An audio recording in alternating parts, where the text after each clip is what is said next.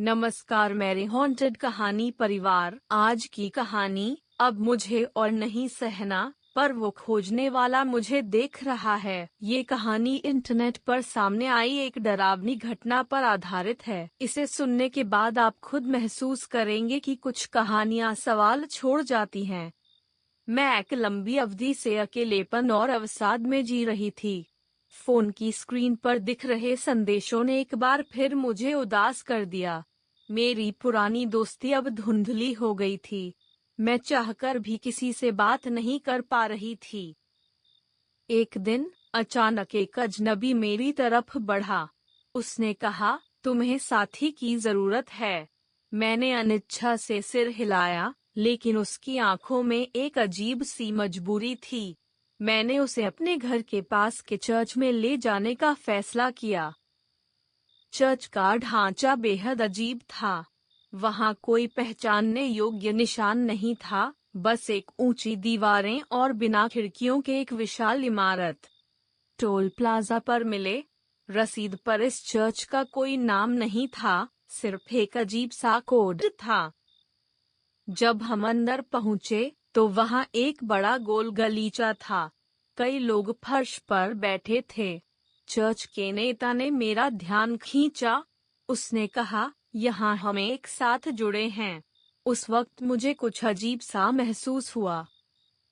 सेवा शुरू हुई और चर्च का नेता ग्रहों पर एक प्रवचन देने लगा। अचानक उसने मेरी ओर देखा और बोलना शुरू किया। मुझे लगा जैसे सबकी नजरें मुझ पर हैं। एक घबराहट ने मुझे घेर लिया। अजनबी ने मुझे समूह से परिचित कराया। अब मुझे सबकी निगाहों का केंद्र बनाते हुए महसूस हुआ। वहां एक तनाव भरा वातावरण था। मेरी धड़कनें तेज हो गईं। सेवा के दौरान मैंने महसूस किया कि मुझे बार बार घूरा जा रहा है, जैसे हर एक व्यक्ति मुझे अपने मन में जांच रहा हो। मेरी आंखें उस गोल गलीचे पर घूम रही थीं। एक पल में मेरी नजरें चर्च के कोने में लगे सीसीटीवी पर गईं। वहां का टाइम स्टैम्प दिखा रहा था 21:45। क्या यह सही था? मैं तो यहाँ केवल 15 मिनट से थी। कुछ समय बाद मैंने पास के एक्सटो से खरीदी हुई रसीद देखी। वहां का कोड अजीब था, XYZ 1234, जो मेरे लिए बिल्कुल असामान्य था। क्या यह सच में किसी चीज का संकेत था? मेरे दिमाग में एक तस्वीर उभरी। डैश कैम की फोटो में मुझे अजनबी के साथ चर्च में आते हुए दिखाया गया था। इस तस्वीर में समय 21:42 था, पर मैंने तो सिर्फ 5 मिनट पहले रसीद ली थी। चर्च के अंदर लोगों का चेहरा अब बदल चुका था। मुझे लग रहा था कि वे मेरे बारे में चर्चा कर रहे हैं। एक डायरी में एक शख्स ने लिखा था, वह यहाँ है। यह मुझे बुरी तरह से असहज कर गया। सेवा के बाद चर्च का नेता मुझसे मिला। उसने कहा, तुम्हें हमारी जरूरत है। मुझ में एक भयानक डर ने जगह बना ली थी।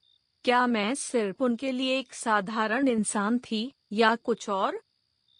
जैसे ही मैं वहां से निकलने की कोशिश कर रही थी, अजनबी ने मेरा हाथ पकड़ा। उसका चेहरा अब मेरे लिए बिल्कुल अजनबी लग रहा था। उसकी आंखों में एक भयावह चमक थी। मैंने पीछे मुड़कर देखा। पिछले दरवाजे पर एक छाया खड़ी थी। उस पर ध्यान देने पर मुझे महसूस हुआ कि वह मेरे साथ आई थी। मेरी धड़कनें थम गईं। सीसीटीवी फुटेज में अब एक अजीब सा साया दिख रहा था।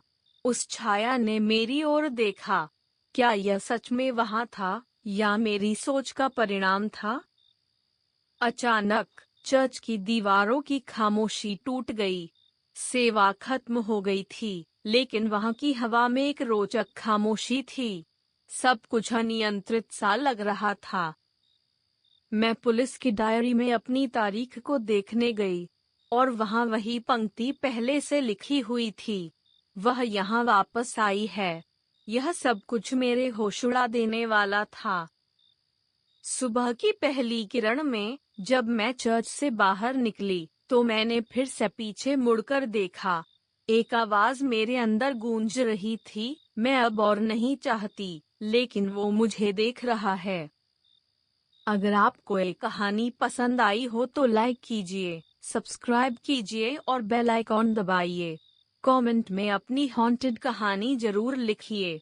अगर आप चाहते हैं आपकी कहानी हम वीडियो में सुनाएं तो मेल करें hauntedkahani26@gmail.com। सब्जेक्ट लिखें हॉन्टेड कहानी सबमिशन। मिलते हैं अगली डरावनी कहानी में।